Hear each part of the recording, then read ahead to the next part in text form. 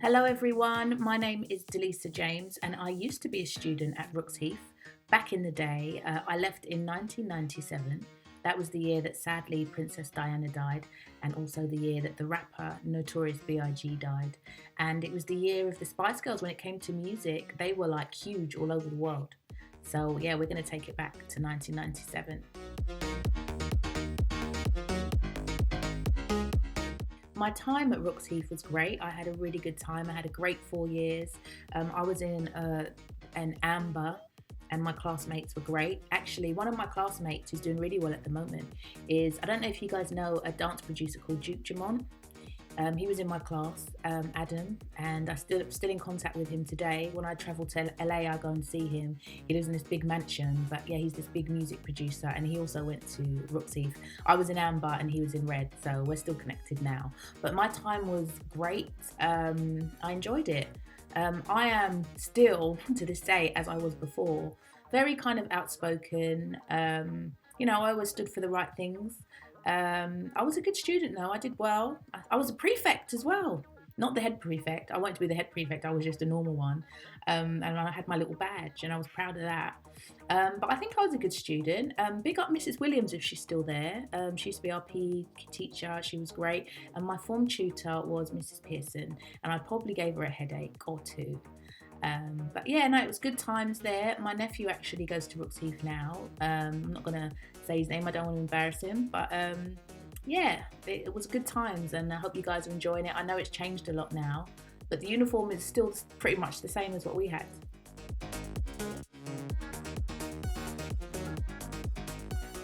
So my current job role is a music and media executive producer. I currently produce Fire in the Booth with DJ Charlie Sloth, which is the biggest freestyle platform in Europe. I don't know if you've seen it on YouTube. What's your favourite Fire in the Booth? We're also on Apple Music as well, so I make content for that.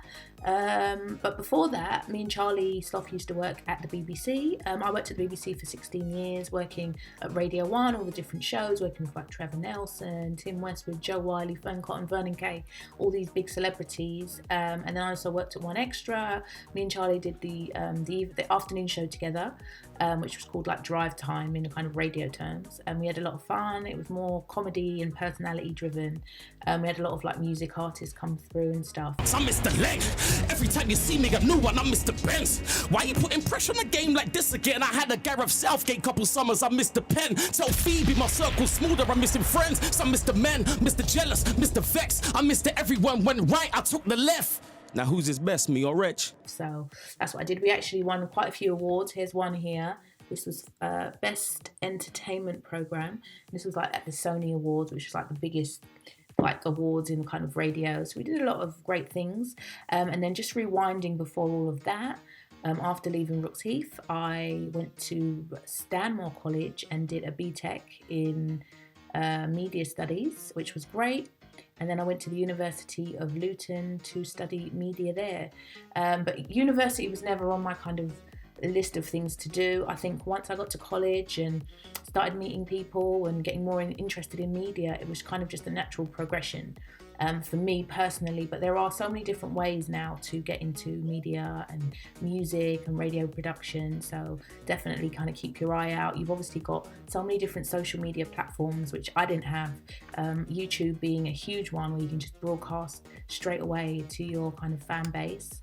But one thing that is good about university and college and doing higher education is that you just tend to mix with people that are interested in the same things that you are. For example, I don't know if you've heard of Ricky and Melvin. They used to do the breakfast show on Kiss FM. They're now at Radio 1. We used to do like student radio together, and like being in a community of people that are in the same interest and people that have the kind like like-minded people that you all passionate about the same thing. As you go up in your career, you kind of can help each other out, or you're looking for a cameraman. Oh, I know a guy from uni, he used to do it. Da, da, da, da. So it's a great kind of networking from early doors and getting to know people and getting to know people in your industry. So that's what I do now. Hoping to do some new things that I can't really talk about right now, but it's all about elevation. It's all about, for me, being passionate about what you do and making that your job. And I'm passionate about music, I'm passionate about artists and development, and yeah, so that's what I do.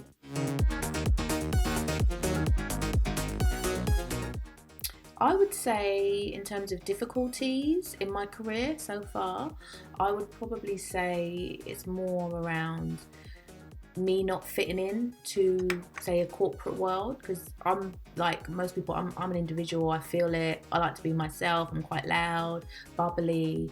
So if I'm in an office and there's just all these boring people around me, they're like robots. They're like literally just don't say anything, boring. That's not me.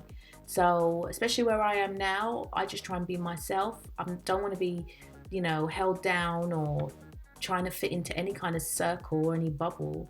I just want to be myself. So that's what I would say. It's just so many scenarios where I've just felt uncomfortable. Whereas now, being myself and having a personality and, just being me is what I do, and that's what people love about me. So don't feel like you just have to change yourself. Like, be yourself.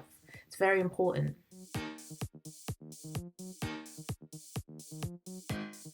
I think there are loads of skills important in the workplace. I would say that for me, communication is very important. You need to be able to speak, you need to be able to communicate what's going on and communicate things that are going on around you and communicating to colleagues, especially about how you feel about things.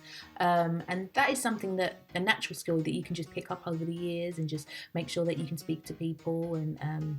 And also, I think another skill for me is time management, knowing how to manage your time, getting to places on time. If someone says they want you there at 8:30 in the morning, personally, I'll get there at 8:25. Make sure you're super early. Don't come at 8:31. If you work in radio like me, you can't be late. No one's waiting for you because the time doesn't stop, So yeah, great communication skills and time management. And also, I would just say, just being a really keen and passionate about what you do.